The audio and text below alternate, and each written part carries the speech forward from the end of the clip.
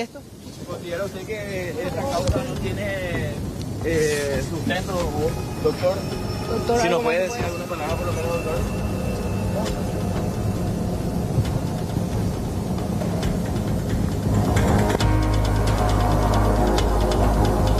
La hora.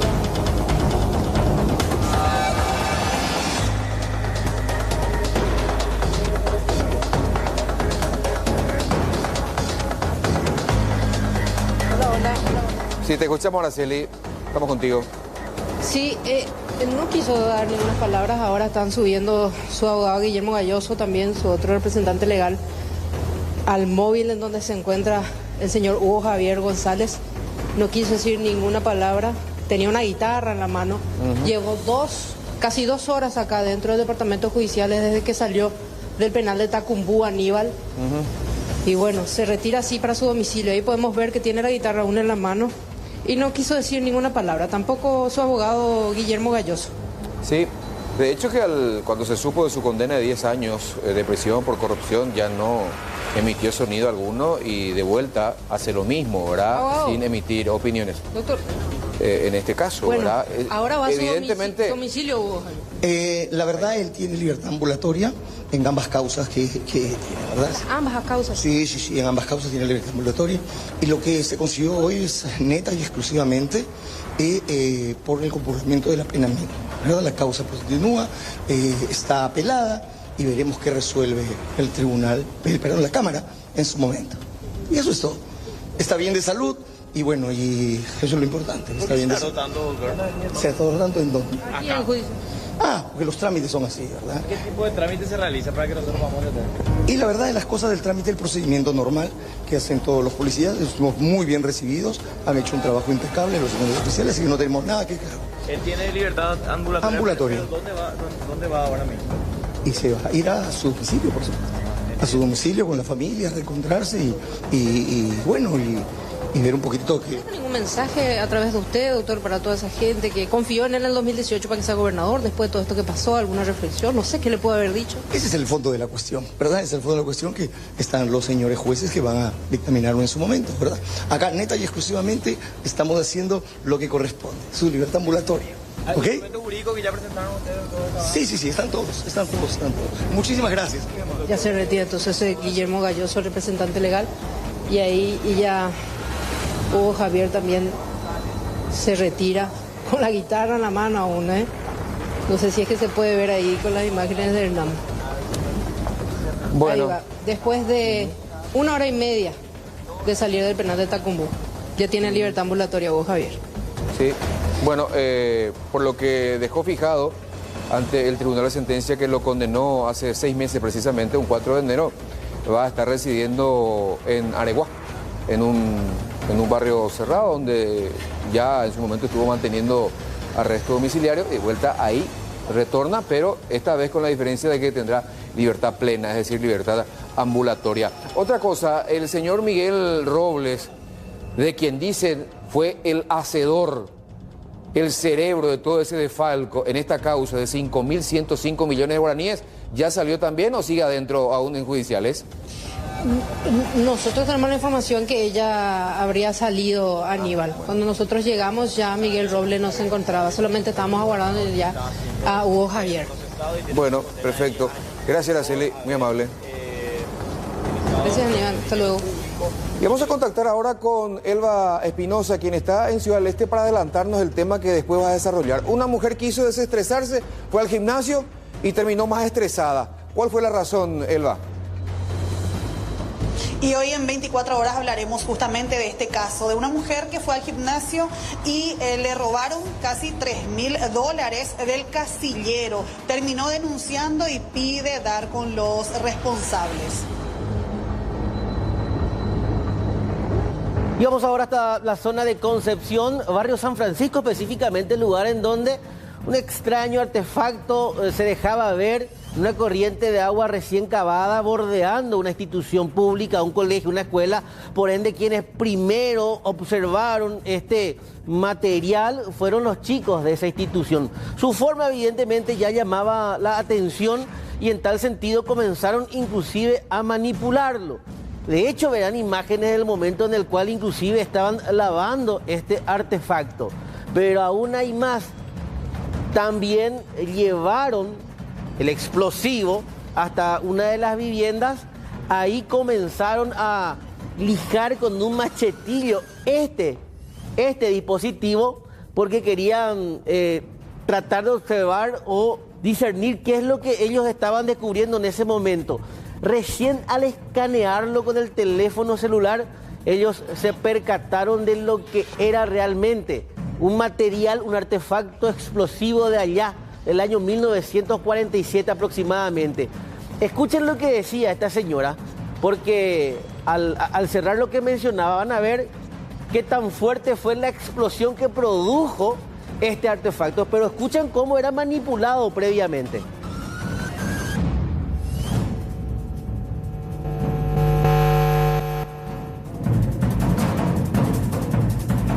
Protopati misil llega. O sea, ellos la de cuña que hacen de Eweru y Eweru ñandebe ellos. Hoy para ahora enseguida se orero pillan para la, o sea que es una bomba, ¿verdad? Entonces enseguida por acá las fotos se me da uy yo revisa a ver caro ve a tu y se cotamos y a muy la a ver pues a ver a todo un bota, o sea que un bota machetillo ve ahí suerte no capuy ese allá. Así que no me imita are y jugar ese are y juego cayere. Ambare no montar machetillo, ¿verdad? Ahora hizo sepe orecoti letra curibe y posterior tenía una letra y ese quería ver el qué era. ¿Qué significaba? Orepoico sepa era bomba, era algo de tractor o algo lo que sea. ¿En la pilla y los explosivos? No, o a ponerle al celular sí ahí supimos, al Google. Ajá. Ahí sí supimos. Bueno, inclusive querían utilizarlo como una especie de mortero, pero el mortero de la casa, ese con el que golpeamos la carne, ese era el uso que pretendían darle al ignorar de que se trataba de un material explosivo. Esta detonación fue controlada. El Ministerio Público, el fiscal Joel Díaz específicamente ordenó que este material sea destruido. En tal sentido se solicitó la colaboración del explosivista del CODI, específicamente del Comando de Operaciones Internas, y finalmente en horas de la tarde en un predio muy alejado y que pertenece a las Fuerzas Armadas de la Nación, finalmente se procedió a la detonación de la misma bomba que fue encontrada por niños. Y nos retrotraemos, fíjense, así explotaba. Pero fíjate, Alexis, decía data de los años 40. Muchos hablan de que pudo haber sido un artefacto explosivo en su momento durante la Revolución del 47. La Revolución del 47, ¿verdad? Otros dicen pudo haber sido también de la Guerra del Chaco, ¿verdad? Pero dentro de su inocencia y la bendición que tuvieron estos niños porque estuvieron manipulando. Jugaron con el Jugaron. artefacto. Reposó en agua el artefacto. Sí, sí. Golpearon con un machetillo porque Fíjate tenía lo que- una letra. Ellos querían raspar ese... para saber de qué se trataba, qué nombre tenía probablemente. Viste en su inocencia dijeron, pero yo jugué misil. Año 2004, barrio San Isidro de la ciudad de Lambaré. Artefacto similar era encontrado por un chatarrero, comenzó a manipularlo, Y o le martillo explotó. o capuja o mano paitela taller. Tal cual, sí. Ese caso fue muy conocido.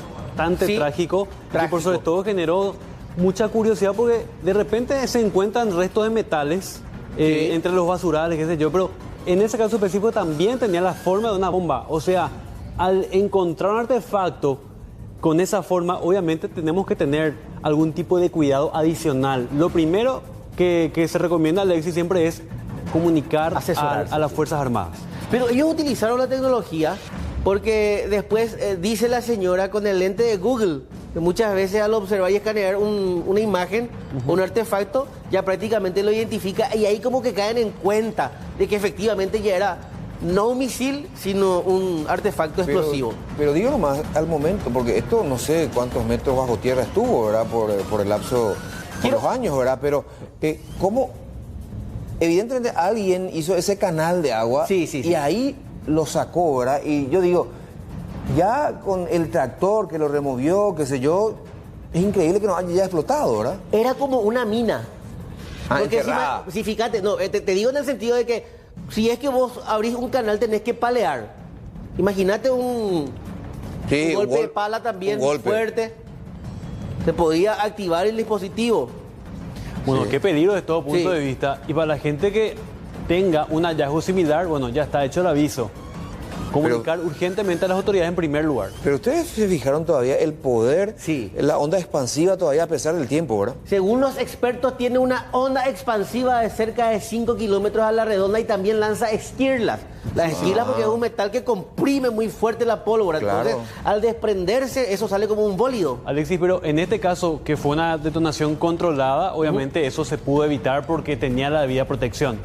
Claro, y fíjate que el terreno es descampado. Ingresan por el aeropuerto de las Fuerzas Aéreas de Concepción, van a un sector un poco más alejado porque ese predio es enorme, linda, ya con la cabecera del puente Nanagua, y más o menos en esa cercanía al río es en donde ellos detonan la bomba. O sea, qué tan alejados tuvieron que estar de la ciudad, o sea, teniendo en cuenta eso que yo les decía recién, la onda expansiva, claro, y acá se nota. Por precaución. Impresionante. Y ahí se nota la altura que gana, ¿verdad? La altura con la que lanza toda esa cantidad de tierra. Fíjense cómo removió el suelo.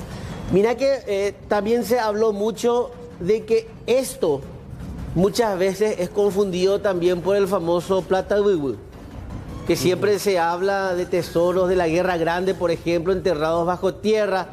Ese pasado bélico que ha caracterizado a nuestro país también genera mitos en torno a este tipo de hallazgos y evidentemente esta vez la situación no estuvo ajena a eso. El verificar, por ejemplo, el manipular para descartar que sea Plata Huehue, por ejemplo. Sí.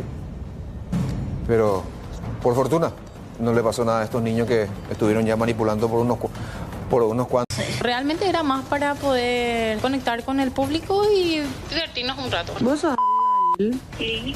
¿Edu es tu novio? Ay, pues... ¿Quién sos? No se trata de una estafa ni tampoco de extorsionar a nadie. Se trata solamente de una forma de pasar el tiempo, sin pasar los límites, obviamente. ¿Cómo yo me puedo asegurar que vos me decís la verdad? No, yo te estoy diciendo, ¿por qué yo te tengo que mentir a vos? Una menor de 15 años fue agredida en la vía pública por otra joven y con la madre de esta. Esto ocurrió en el barrio Obrero. Según la denuncia, el trasfondo sería presuntamente una rivalidad infundada por parte de la agresora.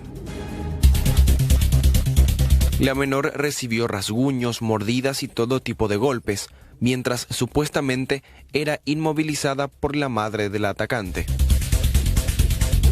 Mi hija fue atacada, el rostro prácticamente se lo desfiguraron con rasguños profundos, tiene una mordida en la espalda. Entonces yo hice todo lo posible, no sé cómo llegué hasta el lugar donde ella estaba refugiada con una familia que la encontró, la refugió en su casa, a una distancia considerable de lo que fue el lugar de los hechos. La llevamos al hospital de Barrio Obrero, donde rápidamente ellos la auxilian, le hacen el diagnóstico que tengo acá justamente y nos derivan a la comisaría donde hacemos la denuncia. La comisaría también rápidamente lleva esta denuncia, esta transcripción a la fiscalía. Este proceso va a llevar su tiempo y yo estuve viendo la posibilidad de ver una medida de alejamiento porque ellas van al mismo colegio. ¿Qué va a pasar con su educación? Esa es mi gran pregunta que ni los directivos de la escuela me pueden responder. Entonces yo también quisiera apelar a la opinión pública de que este caso de mi hija no es un caso aislado. Hay 2 personas adultas más, hay una cuadra completa que está pidiendo auxilio porque viven sometidos, atemorizados por 3 personas. La señora, su pareja y esta joven menor de 17 años, que ellos constantemente, ellos no conocen otro lenguaje que no sea más que amenazar, pegar, insultar. Entre 3 se pusieron por mi hija, 2 adultos y una menor se pusieron por ella. En una desigualdad terrible, ellos niegan que los adultos se metieron, pero ellos colaboraron y la madre le atajó, le hizo una llave así tipo de lucha libre para que mi hija quede inmovilizada y mientras eso, la chica con las uñas, con anillo o con algún objeto punzante que todavía no pudimos determinar, le desfigura la cara prácticamente. Y yo le responsabilizo a estas personas de lo que le pueda pasar a mi hija eventualmente. La denuncia fue realizada en la comisaría 21 metropolitana, constando la denuncia también hacia la madre de la supuesta autora.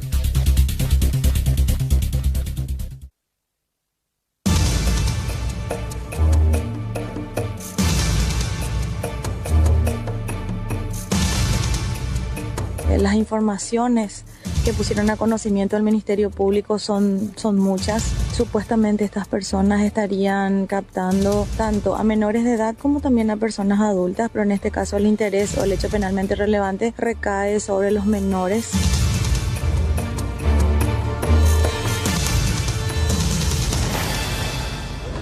A continuación vamos a hablar del caso del fiscal Marcelo Pecci, asesinado en Cartagena, Colombia. Ya en su momento, el presidente de Colombia, Gustavo Petro, atribuyó la autoría moral del asesinato de este magnicidio al prófugo Sebastián Marced. Pero ahora, en las últimas horas, el mandatario colombiano agregó algo más. Dijo que el fiscal Marcelo Pecci fue asesinado por una organización criminal denominada la Junta del Narcotráfico, liderada por Julio Lozano. El atentado contra el fiscal fue por pedido de Sebastián Marced, quien conoció en Dubái al líder de la Junta del Narcotráfico. El mandatario colombiano aseguró que el prófugo Sebastián Marced, a consecuencia de esta serie de denuncias que viene realizando, también busca su muerte.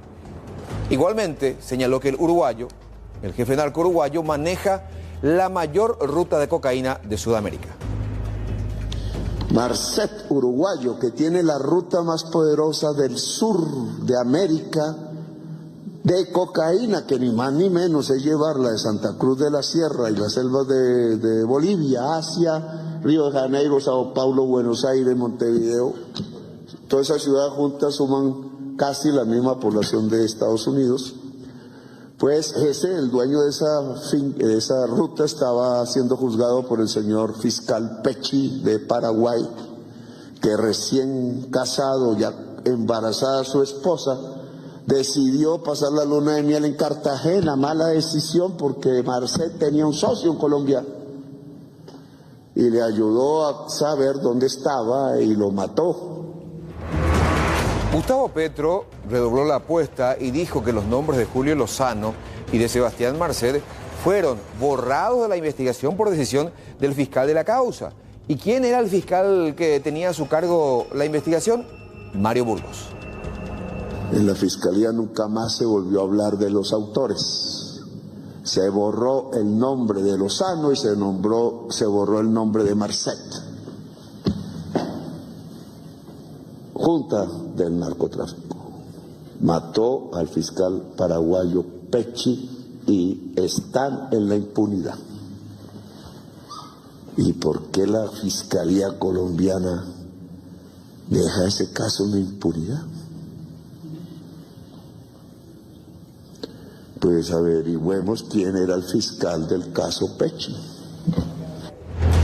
Durante esta misma intervención, el presidente colombiano había dicho también que los hermanos Pérez Hoyos y Margaret Chacón, quienes ya están condenados también por la muerte del fiscal Marcelo Pecci, iban a colaborar en un determinado momento, pero que sus vidas corrían peligro y en consecuencia, inmediatamente después de esta intervención, estas tres personas fueron sacadas de cárceles comunes y llevadas a guarniciones militares para mayor seguridad. Vamos con esta historia, con más músculo pero con menos plata. ¿Qué pasó en este gimnasio en la capital del Este? Vamos con nuestra compañera Elba, que nos cuenta esta historia. Adelante. Carlos, buenas noches. Esta mujer de nombre Mabel García fue, como habitualmente, va al gimnasio Olympic Gym, que está en el edificio Panorama, en el microcentro de Ciudad del Este, donde denuncia que fue víctima de un robo de $3.000 aproximadamente, que estaba en el casillero mientras que ella entrenaba. Ahora pide a las autoridades que investiguen, que incauten el circuito cerrado y que puedan averiguar averiguar qué fue lo que pasó y quiénes son los responsables. Hablamos con ella y es lo que decía. Yo iba a salir ya, ¿verdad? Mi hija me dice, mami, vamos a merendar, me dijo. Y bueno, vamos en San Telmo, vamos a merendar, ¿verdad? Y en ese ocurrió, yo me fui y encontré ya todo abierto, ya mi casillero, todo ahí, todo abierto mi cartera. Y ahí miré bien, encontré ya un $15 tirado, ahí revisé toda mi cartera y no encontré ni un centavo, solamente los $15 tirados. Y eso es lo que encontré. Y había muchísima plata, había ahí. Yo tenía $2.000, $1.500 de $100 y tenía más de $50, más de $20, de 10 sencillos y todo lo que yo no conté. Porque yo tenía también el monto de mi hija que iba a pagar su estudio, ¿verdad? De su escuela, de su curso de inglés, que era 1.700.000 y después tenía 1.800 reales. Y ahí tenías peso también y todo lo sencillo que tenía. Es lo que decía Mabel García en su descargo después de esta denuncia que ocurría en la tarde justamente del martes. Decía que tenía $2.000 en dólares y el resto eran en reales y en guaraníes, que eran para pagar el colegio de su escuela y también para comprar mercaderías, ya que se trata de una comerciante que trabaja en el microcentro de Ciudad del Este. El hecho ya está denunciado ante la comisaría y ante la fiscalía. La gente del gimnasio no habló, ellos tienen cámaras de seguridad ahí que permita individualizar quién pudo haberse apropiado. Cámaras de seguridad, según la víctima, hay adentro del gimnasio. Afuera no hay cámaras de seguridad, según pudimos observar. Intentamos hablar con los propietarios, pero no tuvimos esa posibilidad. Bueno, quizás con una orden fiscal puedan acceder a estas imágenes y tratar de identificar la persona que se aprovechó de este momento para violentar el casillero y llevarse con una importante suma. Estamos hablando de más de 20 millones de guaraníes. Gracias, Elba, por este contacto. Gracias a ustedes. Y el anuncio del paro de buses tomó de sorpresa a mucha gente y por supuesto generando muchísimo malestar.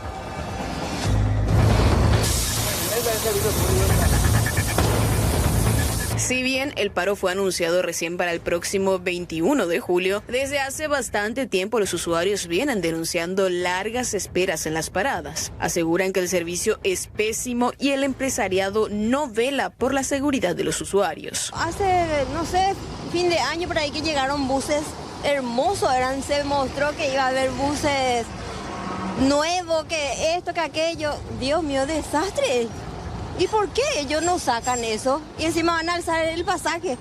Ya otra vez, y apenas andamos. Desde el Viceministerio de Transporte alegan que la decisión de Cetrapam no tiene fundamentos, porque todas las exigencias ya fueron analizadas y corregidas. Un día de paro es mucho para la gente, 2 es mucho. ¿Por qué 3 días de paro?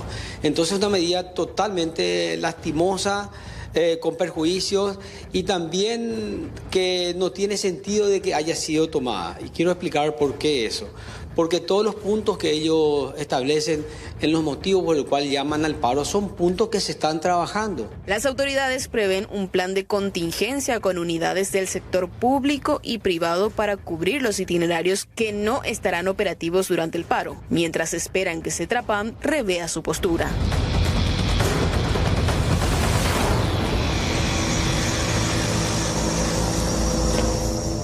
Bueno, lo último acerca de este tema. Además de la amenaza de paro de Cetrapam, esta tarde confirmó su adhesión al paro el equipo de UCETRAMA, que incluye a muchas empresas también. Con esto se llega al 92% de la flota de los buses, específicamente, que estarían fuera de circulación por 72 horas. Escuchemos lo que decía UCETRAMA al respecto.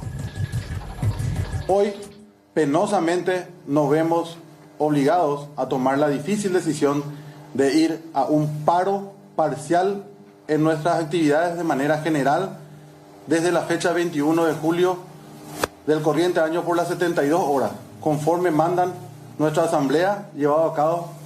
Solicitamos los siguientes puntos. Número 1, tarifa técnica, renovación de flota, que se realice un plan de renovación de flota que forme parte de una política de transporte integral y sustentable. Pago de subsidios atrasados. Que que se realice el pago de los subsidios atrasados de los meses de mayo y junio, además de los pagos de subsidios calendarizados sean concretamente en tiempo y forma dentro de los primeros 15 días posterior al mes fenecido. Esto fue el mandato de la Asamblea de la fecha de hoy a las 15:30 horas.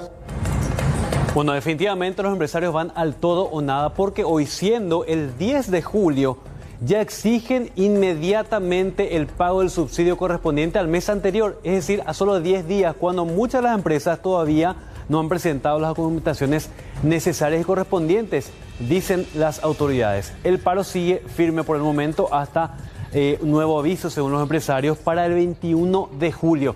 ¿Qué dicen los parlamentarios? Piden a la gente que salga a las calles a protestar debido a esta situación. Primero que un chantaje porque ven la debilidad de este gobierno. Y al ver la debilidad de este gobierno, nosotros nos damos cuenta de que el gobierno no tiene las soluciones, no tiene un proyecto definido. La gente del Viceministerio del Transporte, que debería pensar 24 horas, los 7 días de la semana, a cómo solucionar el transporte, pasaron 2 años y no tienen todavía las soluciones. Lo que quiero solicitar es el acompañamiento de la ciudadanía. La ciudadanía también tiene que demostrar su hartazgo. La ciudadanía también tiene que hacer algún tipo de manifestación contra estos sinvergüenzas que están llevando más de 40 millones de dólares al año y tenemos un pésimo sistema de transporte. Salvo algunas empresas, salvo 1 o 2 empresas que siempre están invirtiendo en su transporte, el resto son cajas de sardina en donde se le aglomera a las personas y encima ni siquiera respetan el horario. Uno no sabe a qué hora va a llegar a su casa. Totalmente, las quejas se están multiplicando. Acerca de esta cifra que daba el diputado, 40 millones de dólares al año. Ustedes recuerdan que ayer se mencionaba en la Cámara de Senadores que de un promedio de 4 o 5 millones de dólares al año en concepto de subsidio, hoy en día cobran cerca de 40, llamativamente, después de que se implementó el billetaje electrónico, cuando presuntamente están vinculadas las empresas a las empresas de transporte también. Un punto llamativo. Por eso es que dice ahora el Contralor, hay indicios de hechos punibles. Se requiere urgentemente de una auditoría al billetaje electrónico. Siempre el subsidio al transporte, inclusive hay reportes de indicios de hechos punibles en ejercicios anteriores con relación a esto. Y yo creo que en este plan general va a meritar nuevamente. Por más que hicimos una auditoría hace poco, yo creo que hay que volver a auditar. ¿Al viceministerio o a quiénes concretamente? No sé quién es la autoridad responsable. ¿El viceministerio de Transporte? Sí, y a ellos. ¿Pero es de un solo lado o de ambos lados? Los indicios. No. Aquí hay que ver si es que el pago de subsidios se hace conforme a la reglamentación, a la norma vigente. Bueno, mientras tanto, otros sectores de la oposición son un poco más radicales. Estamos viendo a Raúl Benítez, que en compañía de Johanna Ortega, la diputada, presentaron hoy ante el MOPC un pedido de cancelación directa de las licencias a las empresas que anunciaron su adhesión al paro. Yo creo que ya no es tiempo de andar con medias tintas. Creemos que ya no es tiempo de andar con tibiezas o con especulaciones por parte del gobierno, sino que así como este grupo es intransigente con la ciudadanía por sobre todo, me parece que el gobierno también tiene que ser intransigente. Esto tiene que parar. Esta medida extorsiva a la cual estamos acostumbrados desde siempre, con los mismos de siempre, eso hay que decirlo, con los mismos de siempre, tiene que parar. Y la única forma es que el gobierno le marque la cancha y se ponga los pantalones ante este grupo extorsivo que no tiene ningún escrúpulo para lucrar con el sufrimiento de la gente. La herramienta legal existe, fue aprobada en el año 2021. Entonces se exige al viceministro de Transporte a que ejerza ese rol, a que utilice esta ley, y a aquel que suspende su trabajo, aquel que suspende su itinerario, hay que también informarle que está suspendida su concesión o que está suspendido el contrato que tienen sobre ese itinerario y que se va a licitar a una empresa que cumpla mínimamente con los requisitos. Reiteramos este dato muy importante. Entre UCETRAMA y CETRAPAN, que son los dos entes de empresarios de transporte que prácticamente están moviendo a los buses en la zona metropolitana, son 38 empresas que tienen en jaque al gobierno. Otro grupo de empresas dice que no se adhiere. El gobierno está preparando un plan de contingencia ¿Qué dice el propio Santiago Peña? El sistema de transporte público está colapsado. Coordinando los esfuerzos, esto para nosotros no es la primera vez que nos ocurre, ya hemos enfrentado y estamos seguros que encontraremos empresas del sector privado que no se van a adherir y en lo que necesitemos los recursos tenemos el compromiso de todas las instituciones del Estado que van a salir con sus buses a poder ayudarle a los compatriotas sacrificados que quieren llegar a sus lugares de trabajo. Este es un problema estructural, ¿verdad? Yo lo mencioné en mi informe al Congreso el 1 de julio y no tengo ninguna duda que así como ha acompañado a mi gobierno desde el 15 de agosto del 2023 lo seguirá haciendo. Yo planteé una reforma estructural.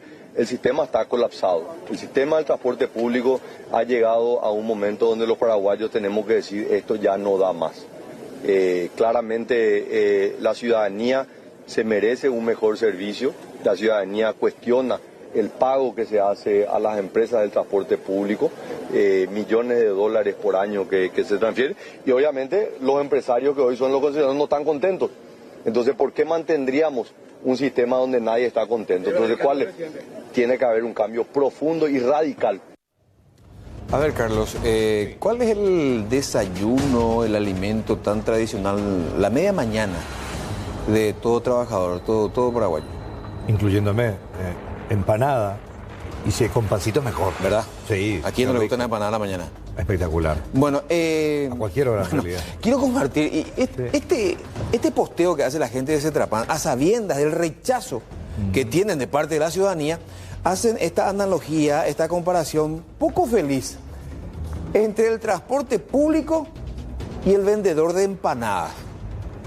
Un trabajador bastante sacrificado, porque te levantás, preparás, cocinás, fritás y esperás que vengan los comensales, ¿verdad?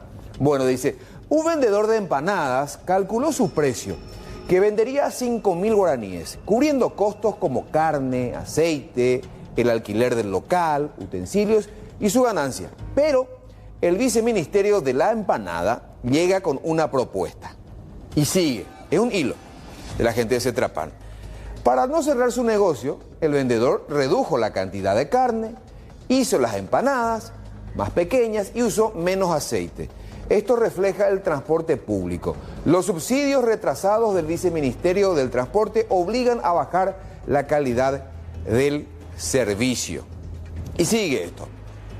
Después van a ver en el siguiente posteo lo siguiente y por supuesto después vienen los comentarios. El viceministerio anunció, tu empanada costará 4.000 guaraníes, pero el cliente pagará solo 2.000 guaraníes. Nosotros cubriremos la diferencia a fin de mes para ayudarle. El vendedor confiado aceptó, pero cuando llegó el momento del pago, el viceministerio no cumplió su palabra. Haciendo una comparación entre el vendedor de empanadas y el empresario del transporte. Y ahora vienen los comentarios, por supuesto, ya se imaginan ustedes los comentarios. El vendedor dice, de empanadas hace más chico su producto, pero mantiene la calidad. Ustedes ponen chatarras en las calles, no hace más chico, ofrecen un servicio vetusto. Cierto. Cerrar nomás tu empanadería, le dicen a la Cetrapan. Es la inquietud del pensamiento de muchos, ¿verdad? ¿Qué empanada ni qué nada? Desde el año pasado se pasan haciendo reguladas, una vergüenza son. La empanada que ustedes venden tiene una higiene muy dudosa. La empanada que ustedes venden se desarma todo antes de comer. Pasa que ustedes en vez de usar carne vacuna de primera, usan carne de perro. Sí, por las chatarras, ¿verdad? Te ofrecen un servicio diferenciado, supuestamente con ambiente climatizado, y en realidad no. Después dice, el vendedor de empanadas no crea, y esto, fíjense en este detalle, el vendedor de empanadas no crea una asociación de empresarios empanaderos para presionar al gobierno a tener carne más barata, harina a mitad de precio, freidoras eléctricas, gas a precio diferenciado y distribución en camioncitos refrigerados. Ah, pero subirle el precio a la empanada, pero que la calidad sea siempre pésima o peor, sin vergüenza lo que son. El nivel de cinismo del tuit es más grande que la empanada que se están fumando. Desastre la calidad de la empanada vencida.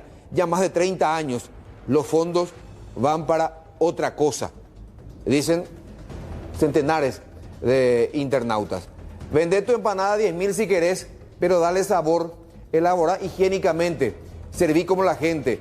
Cuando vendas empanadas a precio diferenciado, porque la carne se compró la semana pasada sale 5.000 y la carne de hoy sale 10.000. ¿Algo más? Hay más. No, es una infinidad de comentarios. Jamás tuvieron empanada en condiciones, vayan a joderle a su abuela. El enojo de mucha gente, ¿verdad? Repercute hasta en la abuela. Y lo último, y suscribo este tuit. Lo único en lo que se parecen los buses de Cetrapar con las empanadas es que los pasajeros viajan dentro de cada unidad como relleno, aplastados. Y es cierto, todo viaja como sardinas, bien apretaditos. Sí, y esta autoridad de una compañera nuestra, Fernanda Chamorro, y creo que todos vamos a suscribir este mensaje también. El rechazo generalizado a la idea de los empresarios de ir al paro y, por supuesto, seguir solicitando el aumento del pasaje.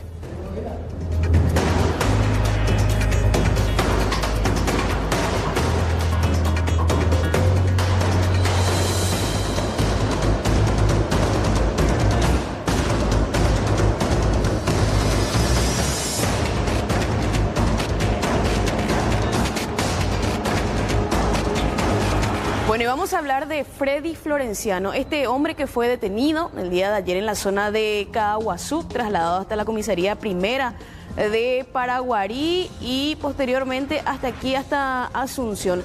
Antes de ser trasladado hasta Asunción para comparecer ante el Ministerio Público, Freddy compareció ante el juez Hilario Bustos, quien mencionó que esta persona se mostró bastante colaborativa respecto a datos que fue aportando de aquel hecho ocurrido en el 2024 referente al crimen de María Felicita.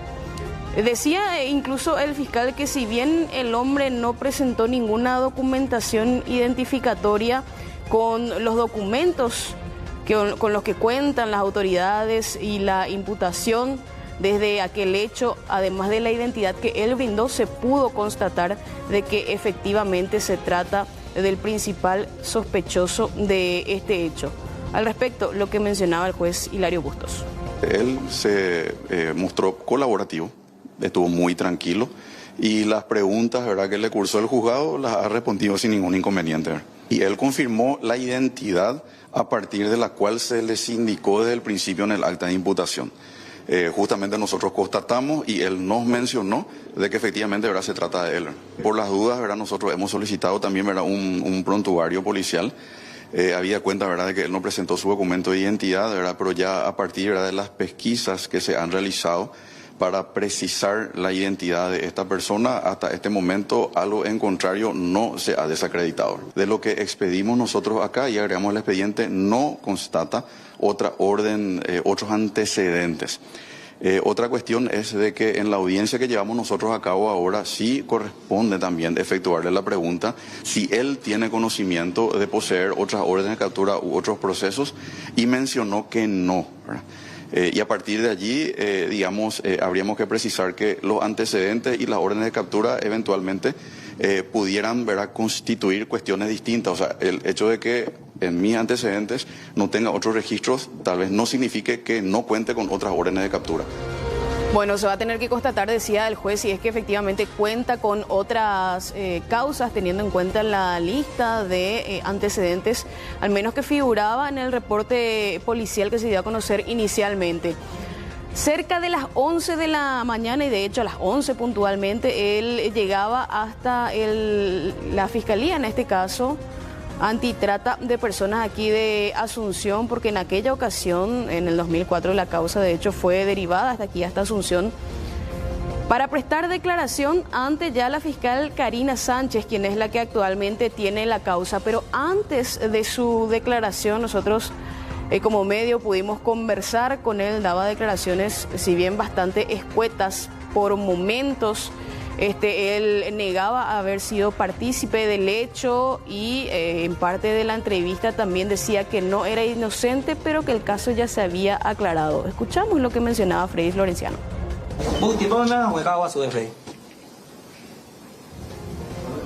Arema. Arema de Isabel, de familia por ahí. Sí. Después yo, antes que dejó para Cabo Soy, yo para Bodey. No. ¿Qué estuviste haciendo todo este tiempo, Freddy? ¿Estabas por diferentes departamentos del interior? ¿Qué estabas haciendo? Siempre trabajando. Siempre trabajando. Freddy, vaya dedicando. Hace todo un poco de construcción, cualquier trabajo. ¿No pensaste en entregarte, Freddy, en algún momento? Ya arrepentí, Freddy, Dani. Ya arrepentí. ¿Después ya, porque a dónde ya, pues, Freddy? Después se me da lo mismo. Ni después se me da la hora si se a correr todos los días de basura, no. Sos inocente, Freddy, eso es lo que sostenés. Inocente. No soy inocente, pero ya aclararon la casa. Bueno, al ser consultado también por la orden de captura con la que contaba, decía que él no tenía conocimiento de ninguna orden de captura, que incluso él andaba libremente por la zona de Caaguazú, haciendo algunas changuitas, algunos trabajitos, incluso en área de la construcción.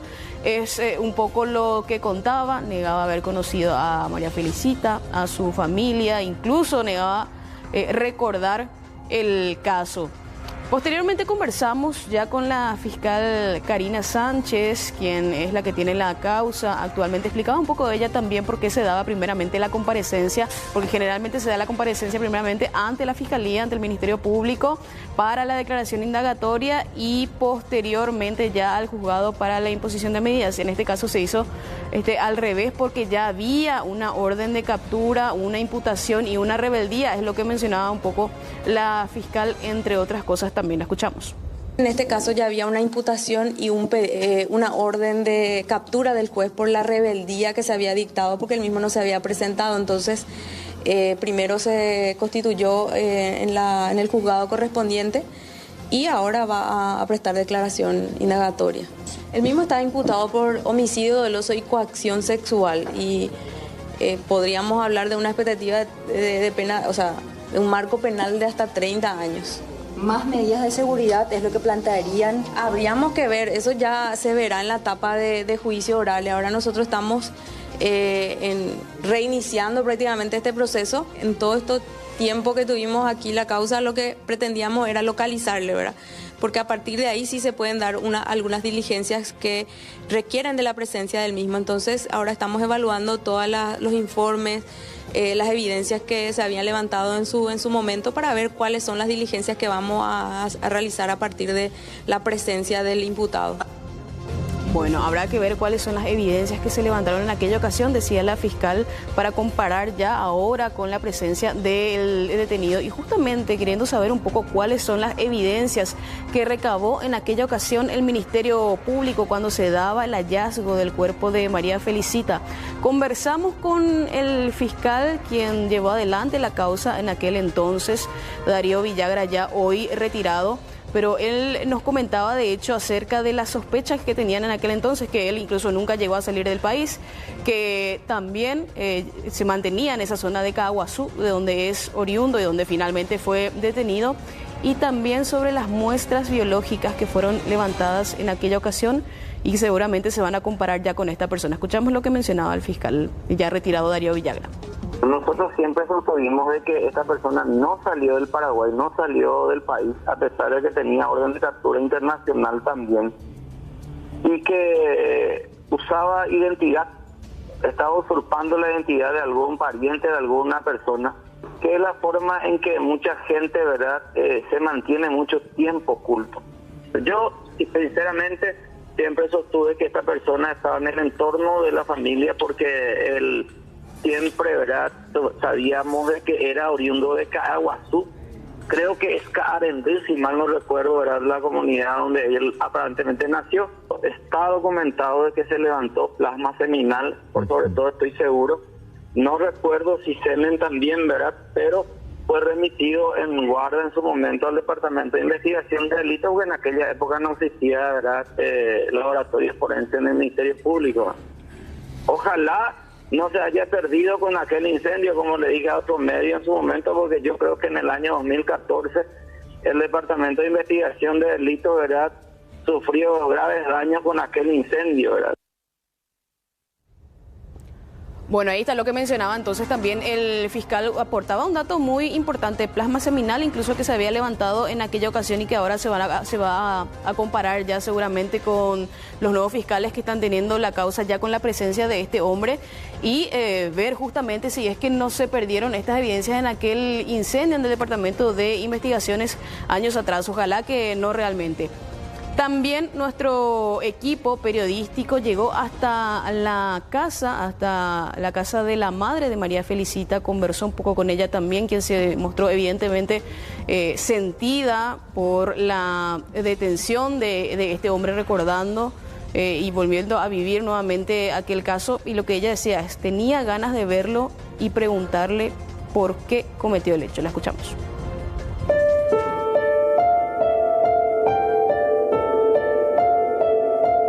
Apurando sejo en ba evala ma erebala pesa ya posede ba equerepa.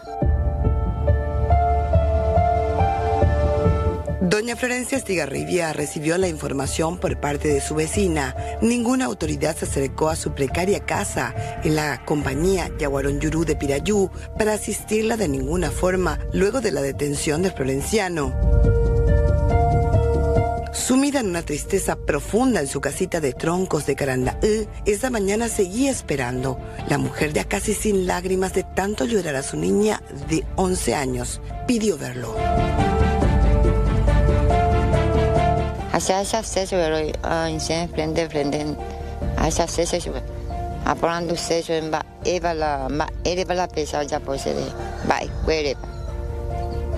De segunda y cuaya su venija ese nunca me dejé se la cero allá fue chico cuevo y peaje y anete hola se chico hinai a cero allá fue porque la se hay cua más a la esa mo se voy a yucata voy peaje la se justicia senda y cuaya la pe ya se cane o más allá ya no hay gusto ve me se la pesa y no ya roto fuera ay pues pero ella se También recordó el día en que la mataron, pues ella no estaba en Yaguarón, había viajado a Pirayú a pedir auxilio a su hermana.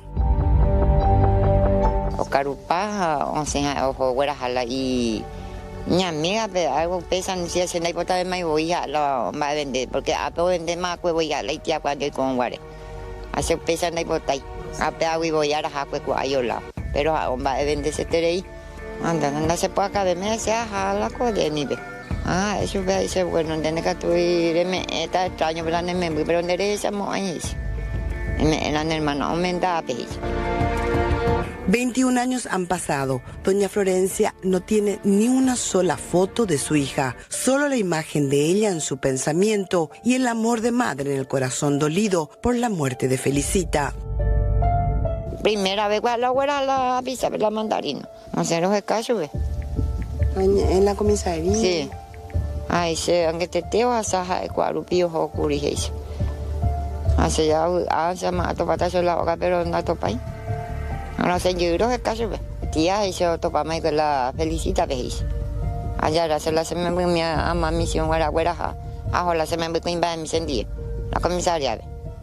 Senda y cua invade, la pilla invade.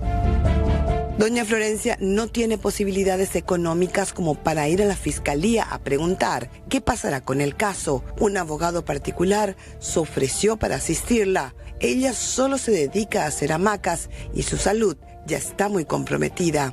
Jamás recibió ayuda, ni del Ministerio de la Mujer, ni de la Niñez. No tiene salario de Tecoporá y tampoco asistencia psicológica para superar este doloroso momento.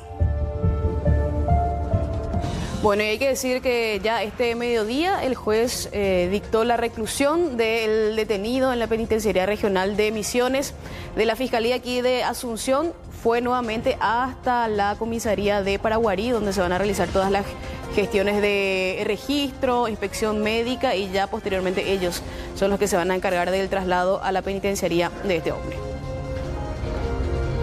¿Ya escucharon hablar de la religión Umbanda? Se debatió mucho al respecto en las últimas horas luego que se diera este hallazgo durante un allanamiento en Ciudad del Este. Un templo dedicado a esta religión, pero donde se sospecha que también la gente que practicaba esto estaba vinculada a la trata de personas, específicamente niños. Fíjense todo lo que se encontró. Estamos hablando de religión, brujería y qué tiene que ver con hechos delictivos en instantes acá en 24 horas. De momento, vamos a hablar acerca del crimen del zapatero que ocurrió en Concepción el año pasado, mes de febrero. Ahí tenemos las imágenes de archivo para contextualizar un poco. Justamente involucró este hecho a 2 zapateros, víctima y victimario. Es por eso que desde un momento se pensó que el contexto tenía que ver con la competencia en el rubro, pero después también trascendió otro posible trasfondo relacionado a un crimen pasional.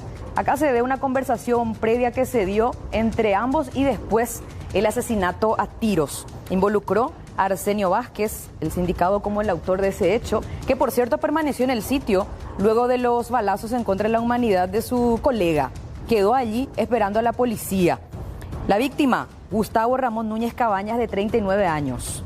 Entonces lo que se observaba previamente y un poco después ya, finalmente el episodio final que consistió justamente en el cuerpo tirado frente mismo a este local, donde después la gente se congregó, llamó a la policía y se hizo el procedimiento correspondiente. Referente a este caso, finalmente hoy se tuvo una sentencia, 15 años de cárcel para el sindicado. Muchos elementos, si bien la fiscalía pidió 20 años, esto no se dio. Van a esperar que quede firme la sentencia para ver si es que van a apelar o no.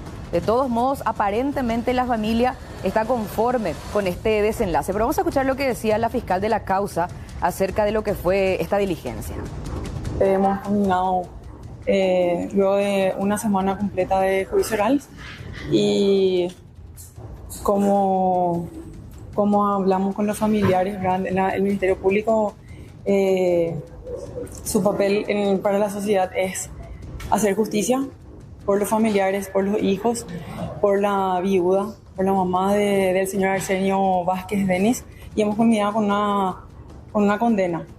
Ahora, el Ministerio Público, ¿cuántos años había solicitado? El Ministerio Público solicitó 20 años de prisión privativa de libertad. Bueno, según lo que se expresó durante el juicio, esta condena de 15 años tuvo mucho que ver aparentemente con la buena conducta del autor. Pero, ¿qué es lo que dice el hermano de la víctima fatal, principalmente referente a este cierto beneficio para poder alivianar la condena? Se dictaminó 15 años. Yo creo que habría que ver si corresponden los atenuantes en cuanto a la conducta buena de esta persona, porque se mencionó eso justamente, ¿verdad? De que tuvo una buena conducta y demostró, ¿verdad?, buenos quizás valores, por decirlo así, pero recordemos algo. Los buenos valores justamente fueron camuflados, utilizados para emboscar a mi hermano prácticamente. Esto se dio a partir de inicios de estrechar la mano, de abrazarlo, saludarlo, hacerse amigo de él. Y todo eso fue encaminando justamente a esta ejecución, yo le llamo así. Bueno, el ingreso de teléfonos celulares a los centros penitenciarios es una historia que conocemos. Muchos de los reclusos utilizan estos aparatos para estafar, pero en este caso en particular, aparentemente para enseñar. Contanos esta historia, Alba, por favor. Sí, Carlos, hoy nos enteramos de que una persona recluida, privada de su libertad, tenía acceso al aparato celular aparentemente para dar cátedras, o sea, dar clases. Primeramente, él pidió permiso al director de la cárcel para utilizar una notebook porque no quería perder su cátedra, pero finalmente se le fue negado, obviamente, y finalmente él ingresa clandestinamente un aparato celular con el cual estaba en contacto con seguramente familiares y también supuestamente dando clases. En este caso, hoy, a raíz de esa información, se hizo un cateo en la celda y se incautó ese celular de esta persona. Esta persona está privada de su libertad hace varios días por una causa de abuso sexual en niños, donde él habría abusado sexualmente de su hija de 4 años, este docente sindicado de esta situación. Además, se hizo otro cateo también y se incautó un celular de un recluso que sí está por un hecho de extorsión y seguía extorsionando a sus víctimas a través del aparato celular, y se incautó también dinero de su poder.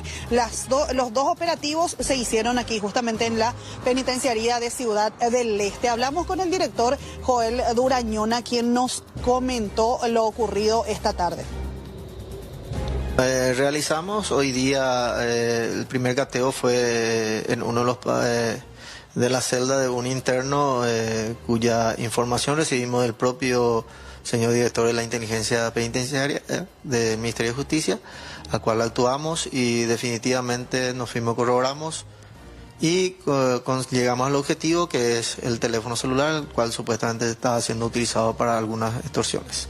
El siguiente operativo fue a raíz de una información que me llegó de una fuente amiga, que una persona privada de libertad también contaba con teléfono y que estaba operando en forma que no tenía que ser, porque sabemos bien que el teléfono está totalmente prohibido. También nos fuimos con el jefe de seguridad a hacer dicho procedimiento y arrojó un resultado positivo.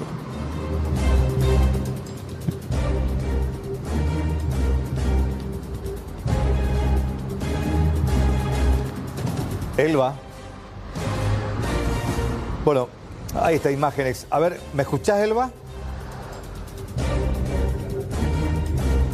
No, perdimos el contacto, ¿sí? Perdimos el contacto de retorno con Elba frente a la cárcel de Ciudad del Este.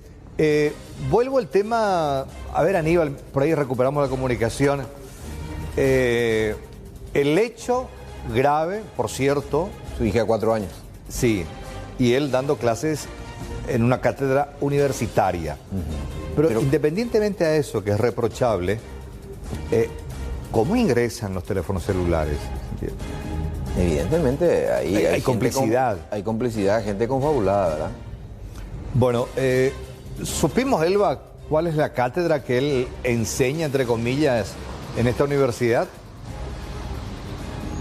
En este caso, este hombre identificado con las iniciales, en este caso PGC, obviamente no podemos dar toda su identidad porque está por una causa de abuso sexual en niños. Esta persona estaba enseñando en una universidad privada. No accedimos a la cátedra a la cual él estaba enseñando, pero su temor era perder el ingreso mensual que él percibía por realizar esta enseñanza en esta universidad privada. Ahora, la víctima, en este caso, la madre de la víctima, pide a las autoridades que esta persona no tenga acceso a la tecnología porque justamente está privada de su libertad, tiene que recibir la investigación correspondiente y el castigo correspondiente.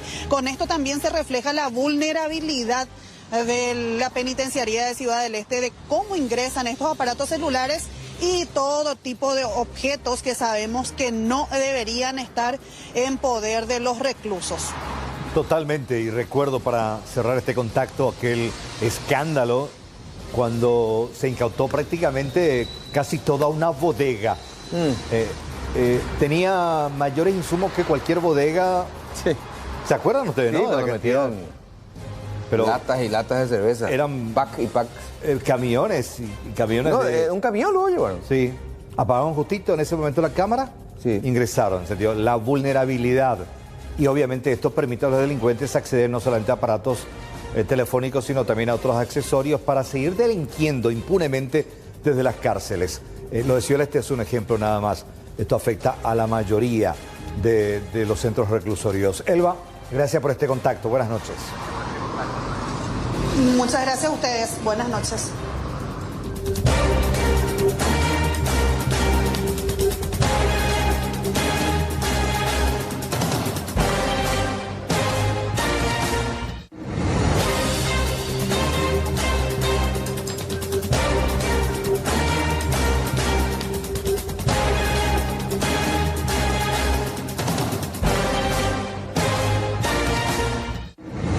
Bueno, mucha atención con las redes sociales porque un simple juego puede derivar en graves problemas, Alexis. Esta semana nos llegaba la denuncia concreta de personas que fueron dañadas en su honorabilidad, en su imagen, pero por sobre todo temían algún tipo de reacción porque evidentemente no sabían cómo canalizar la denuncia. Es por eso que ante esta situación los expertos en ciberseguridad solicitan que esto sea denunciado, porque según los expertos es una modalidad que tuvo su auge durante la pandemia. Ajá. Precisamente el encierro hizo que la gente buscara métodos para divertirse, pero por sobre todo para buscar algún rédito económico. Estamos hablando de los vivos a través de redes sociales. TikTok particular se ha convertido en una de las plataformas en donde más likes se realizan y cualquiera tiene acceso a esos likes. Entonces, en tal sentido, aparecen estas TikTokers que hacen videos en vivo, publicaciones en vivo, live, como ya les decía, ofreciendo un servicio. El servicio de hacer bromas pesadas con un tarifario. Antes de ir, por ejemplo, aparte del audio, quiero que vean, estos tarifarios incluyen inclusive un monto en caso de que lo que ellas van a decir tengan consecuencias legales. Qué grave. Vamos al primer material que son las fotos, las capturas que presentó una denuncia presentada por una persona en particular, Alexis. Sí, acá está. A ver. El alias básico llamada broma 5.000 guaraníes, exponer o descubrir cosas personales. Ahí está la honorabilidad de las personas y el... ¿cómo es que le dicen? La difamación, la calumnia. Sí. 20.000 guaraníes. Depende de la complejidad, dice. Cosas personales, temas delicados o con riesgos legales, 50.000 guaraníes. Qué bárbaro. Ahí deja el número de teléfono también. Tarifario. Esto es lo que ofrecen. Sí. Es lo que ofrecen. Y después en los likes, con riesgo laboral. ¿Qué significa eso? Con riesgos legales o laborales, o sea que cuya exposición ponga en riesgo a las protagonistas del vivo. En tu trabajo o legalmente. A la víctima. A la víctima, ¿verdad? Si alguien que pagó por una broma, finalmente, o las que se siente afectada, realiza alguna denuncia. Porque acá está, por ejemplo, el que tiene la intención de difundir una broma pesada y ellas como intermediarias, no comunicar que se trata de una broma. A ver, básico llamada de bromas, el servicio de bromas 5.000 guaraníes. Al ex dice, ¿verdad? Sí. Llamada Exponer o descubrir cosas personales, 20 a 15.000, depende de la complejidad. Temas delicados o con riesgos legales, 50.000 guaraníes, el número de teléfono. Conmigo se contactó gente que se vio afectada, pero por temor a represalias realmente Alexis, no hicieron una denuncia concreta ante las autoridades. Diferentes situaciones, no solamente refería de le llamo a tu ex, le hago una broma a tu novia, a tu novio. Aparte de esos temas que pueden ser aparentemente chistosos, entre comillas, hubo otro tipo de bromas. Sí, bromas pesadas como por ejemplo el de hablar de matrimonios, de infidelidades y hasta simular ser la actual pareja de un novio que tiene una relación estable. Escúchenlo.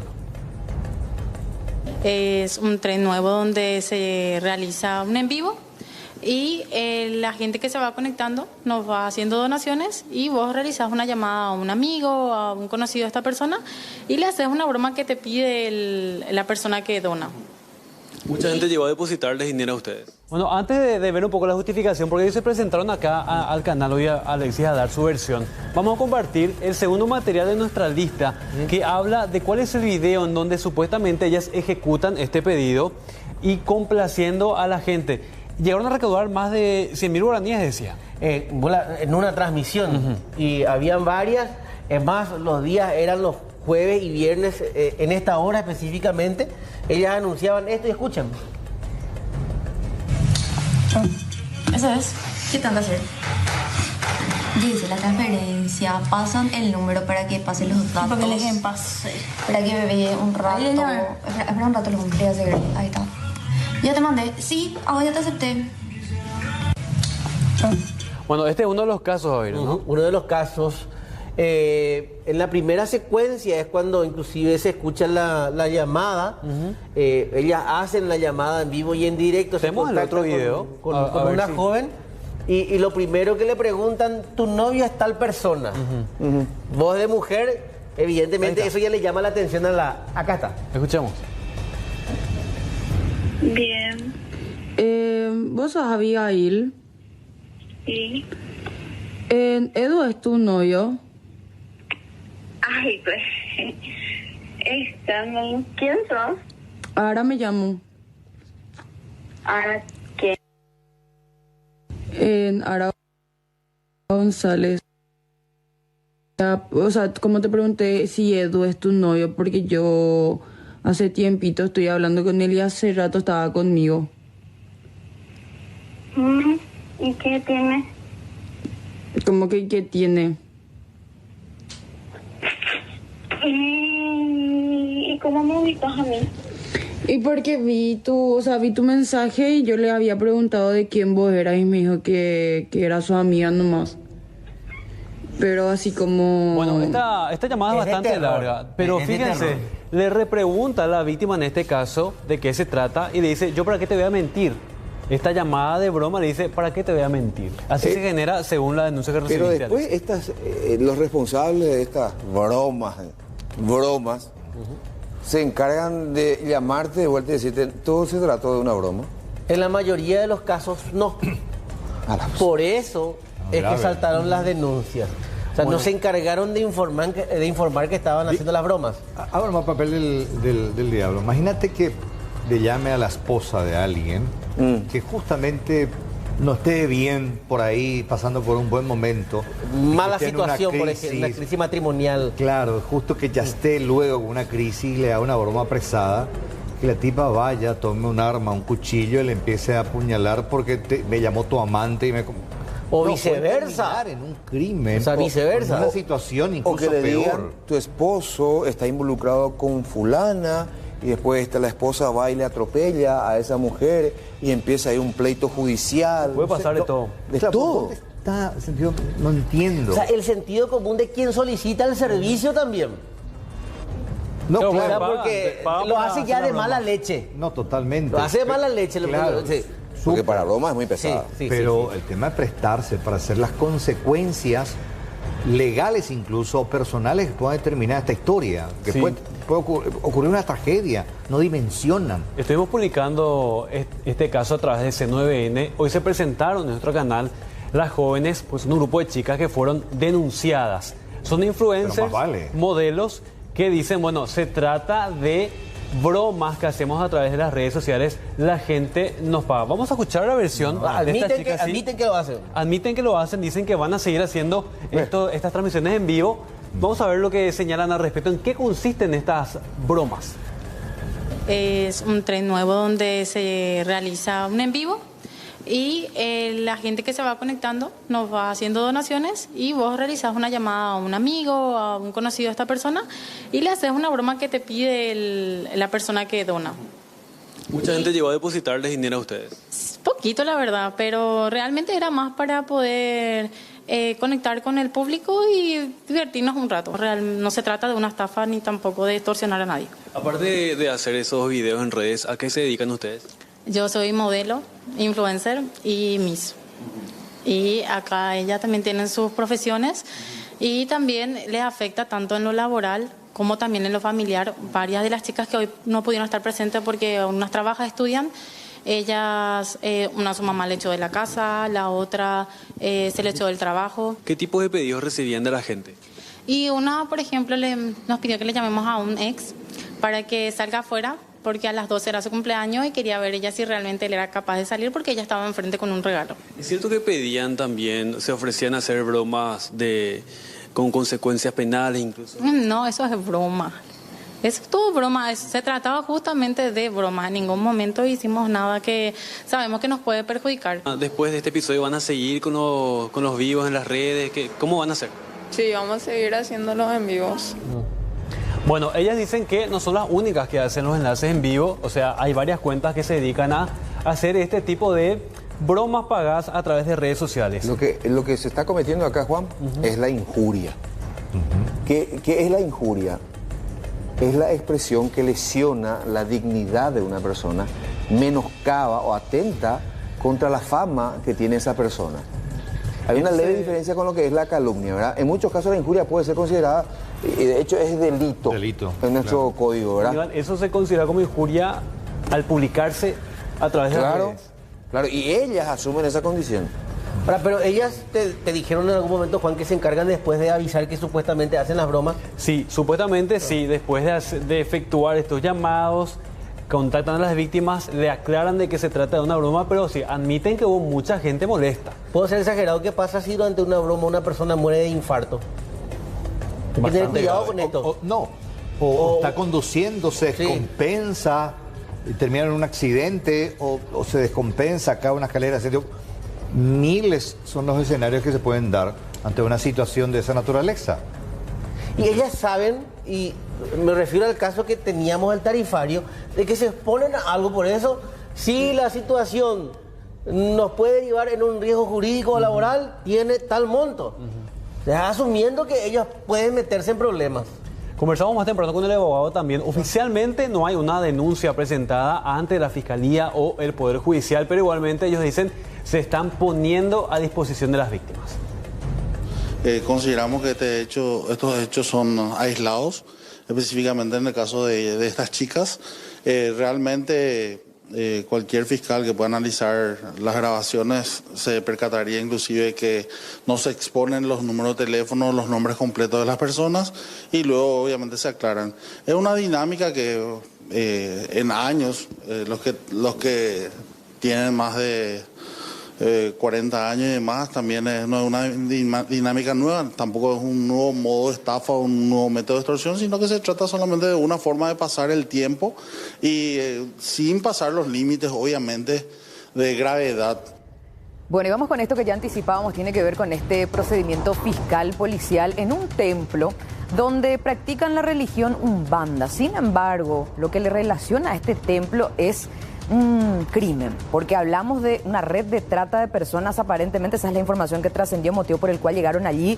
El hallazgo de este templo ya es prácticamente como consecuencia de este trabajo previo que se hizo, inteligencia, mediante informaciones recibidas, llegaron hasta el lugar con la información exacta de que había niños en situación de hacinamiento, también pasando muchas necesidades, no tenían ni siquiera ropa y efectivamente se encontraron con menores de edad que tampoco tenían allí a sus padres. Aparentemente una de las niñas menores estaba reconocida por el que sería el líder de este templo. Sin embargo, no se tenía mucha certeza acerca del parentesco. Había muchas irregularidades en el sitio. Estas niñas fueron rescatadas y muchas cosas incautadas. Ahí estamos compartiendo las imágenes. Una comitiva fiscal policial especializada en trata de personas, porque ese era el objetivo principal de este trabajo que después derivó en este hallazgo. Fíjense todo lo que se encontró. Inicialmente, así de entrada, la gente ya dijo, no, acá se hace payé.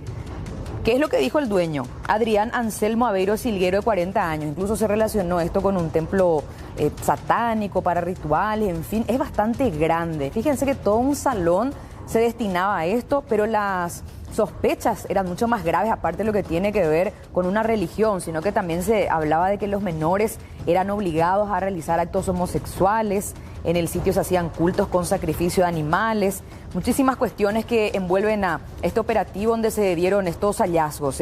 Exactamente se dio en el kilómetro 14 a Caraí de Mingaguazú anoche. Vamos a escuchar lo que decía la fiscal referente a este trabajo.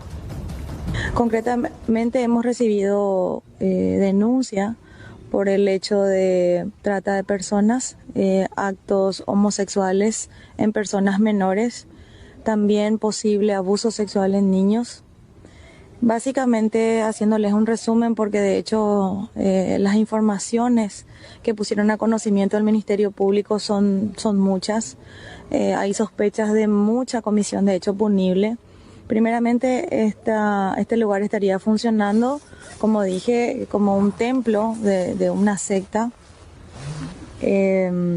Supuestamente estas personas estarían captando tanto a menores de edad como también a personas adultas, pero en este caso el interés o el hecho penalmente relevante recae sobre los menores y son mantenidos en este lugar privados de toda comunicación, prohibidos de tener contacto con las personas de afuera. ¿Cuántos menores hay adentro? Dos, de momento dos. ¿De cuántos años aproximadamente? Y tenemos una pequeñita de 3 años y un adolescente, entiendo que 14 o 15 años. Esta niña no... ¿No tiene familiares? No, el responsable de este lugar dice ser su padre, que lo registró, pero no es su padre biológico. Pero la pregunta que surge es, ¿qué tenía que ver esta religión con lo que se encontró en el sitio acerca de las sospechas de trata de personas, sacrificio de animales? Nosotros quisimos ir un poco más allá, ahondar en detalles referente a esta religión poco conocida, por cierto, pero que ya se diseminó en Latinoamérica, así como también aquí en Paraguay. Hay varios templos donde los líderes, considerados como Pai de Santo, profesan estas prácticas. Y quisimos saber si es que los cultos contemplan sacrificios de animales, si tiene que ver también con la esclavitud de niños, porque esto es grave. Si esto se normaliza, es gravísimo, es un crimen. Pero veamos a continuación algunos detalles a los que accedimos, principalmente en las placas, porque trajimos alguna información que es importante también para que se pueda manejar a nivel general. Ya veíamos las fotos. Enseguida vamos a compartir con usted una entrevista con uno de los líderes aquí de la zona central que nos explicaba qué era lo que se encontró en aquel templo en Mingaguazú. Pero Umbanda es una religión de origen brasileño. Surgió en Río de Janeiro en el siglo XX. Combina elementos del espiritismo, el catolicismo popular y las religiones africanas. Es como una fusión ya prácticamente que se dio con el paso del tiempo y que lo profesan actualmente en estos templos o terreiros, le dicen. ¿A qué entidades espirituales se encomiendan? Los orixás caboclos, que son los indios, pretos bellos, esclavos ancianos y otras que pueden ser invocadas y comunicarse con los seres humanos a través de mediums. O sea, de esa manera ellos hacen sus prácticas, pero encomendándose a estas entidades. Prácticas rituales, acá es la parte donde justamente nos interesa. Los cantos, danzas, ofrendas y sesiones mediúmnicas, donde se comunican con las entidades espirituales.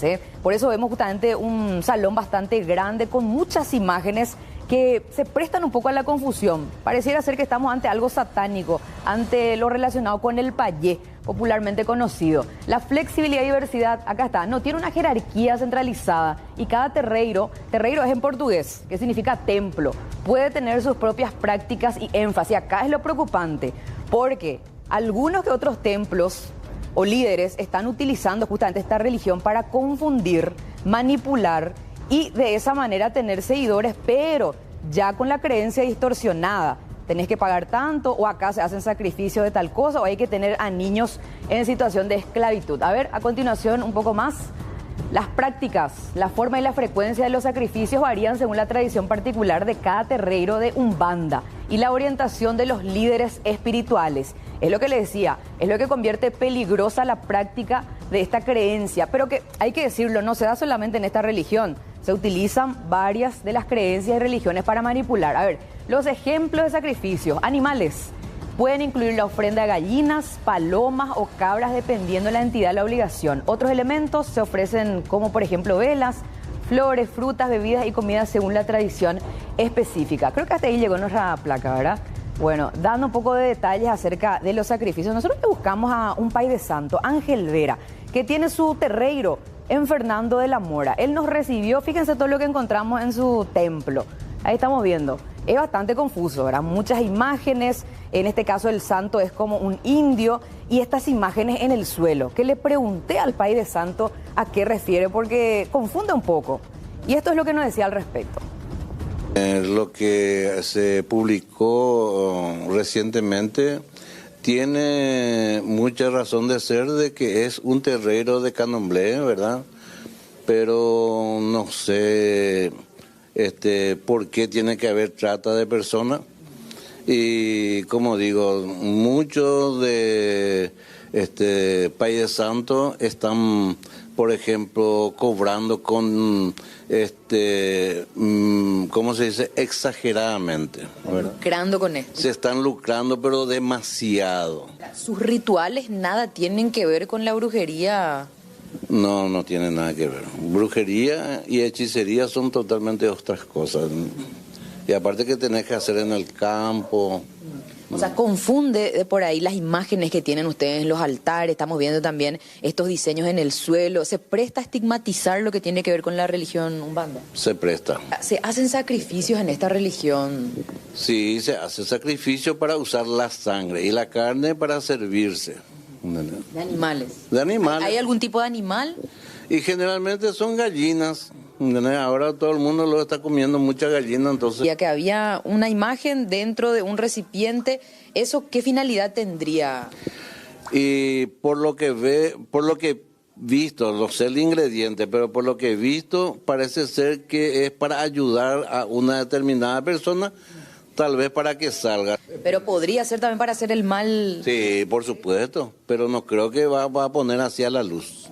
Bueno, es lo que nos explicaba, al menos le mostramos la fotografía de lo que se encontró en ese templo de Mingaguazú, acá al país de Santo Ángel Vera. Acá Fernando de la Mora, que tiene había sido su templo, poco conocido. Yo le pregunto acá a Aníbal y a Carlos si es que ya habían escuchado hablar de esta religión, si sabían que había templos destinados a esta práctica religiosa. Acá, por ejemplo, ya han... Yo por lo menos acá no conocía. Yo conozco, pero no sabía que existía templo. Sí, varios ya. Donde se rinden culto. Sí, pero interesante lo que dijo acá el señor Ángel Vera, que no está relacionado evidentemente con este tipo de hechos que tiene que ver con tener a niños allí en ese tipo de situaciones. Legales. Recordad que la propia Iglesia Católica también tiene su historia detrás.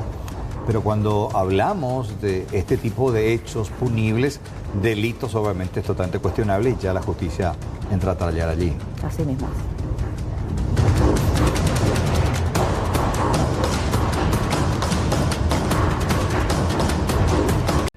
Bueno, rápidamente hablemos de los combustibles porque a partir de mañana la información más reciente señala que varios emblemas del sector privado anuncian una reducción en el precio de los combustibles y esto en coincidencia con el ajuste de los precios desde Petropar. Así que probablemente a partir de mañana la mayoría de los emblemas estén unificando sus precios con los precios anunciados recientemente por Petropar. Rápidamente repasamos.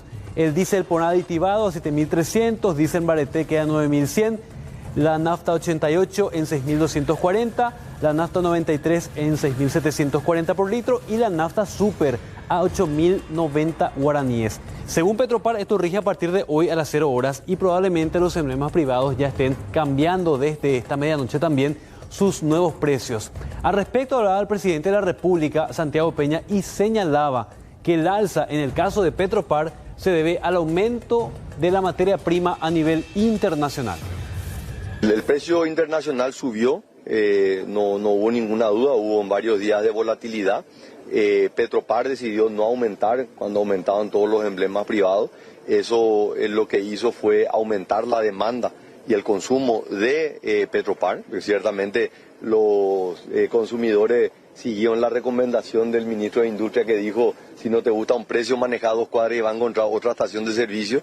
Y eso efectivamente ocurrió. Los paraguayos fueron en masa a cargar combustible más económico en las estaciones de Petropar, y eso lo que hizo fue que agotó nuestro stock que teníamos de manera más rápida, y con los precios promedio eso hace que tengamos que ajustar, ¿verdad? Si ustedes se ponen a mirar el ajuste que hizo Petropar anoche a partir de hoy, es prácticamente la mitad de lo que han ajustado los emblemas privados. O sea, Petropar sigue ofreciendo. La doctora Habibi Noguera, ella es directora del Instituto del Cáncer, anunció grandes obras que van a comenzar a partir del 14 de julio, el próximo lunes. Por esta razón se van a realizar ciertas tareas, pero aclaro algo muy importante, no implican desalojar del albergue a los familiares de pacientes.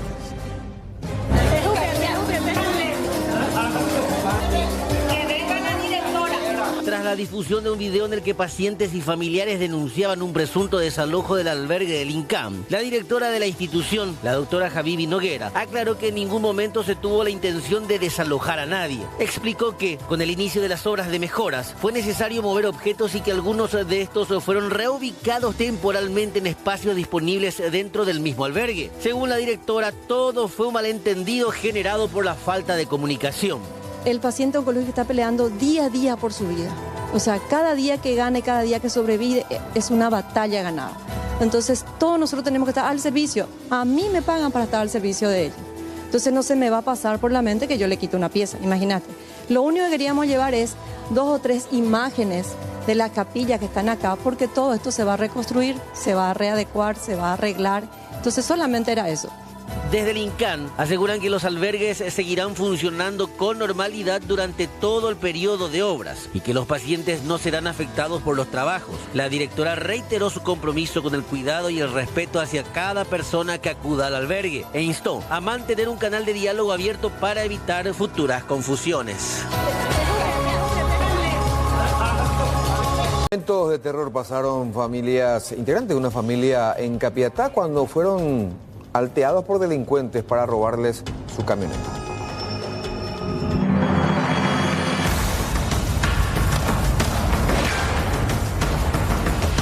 Una familia entera se encontraba a bordo de este furgón de la marca Toyota tipo Noah color negro. A tan solo cuadras de la casa, las víctimas fueron interceptadas por una camioneta. De la misma descendieron 3 personas, con el rostro cubierto y armadas. Se escuchó un disparo, pero afortunadamente fue contra el suelo. La pericia, instinto y reacción del conductor afectado derivó en una maniobra que evitó el robo. Una de las afectadas asegura que el grupo tipo comando que perpetró el ataque se equivocó de objetivo. Disparando directamente, nosotros pensamos que era la parte frontal de la camioneta, pero no le agarró a la camioneta. ¿Hubo un disparo? Hubo un disparo. ¿Fue contra el asfalto seguro?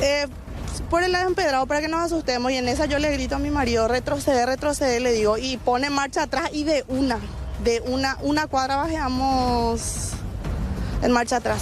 Ustedes se salvaron porque tu marido tuvo la pericia de manejar bien, reaccionar. Sí, justamente mi marido es chofer. ¿Y qué va a querer sacarnos de una persona de clase, vamos a decirle clase media? La familia sana y salva pudo llegar a la comisaría 23 del área central. Denunciaron el hecho y a pesar del operativo cerrojo, la policía no pudo interceptar a los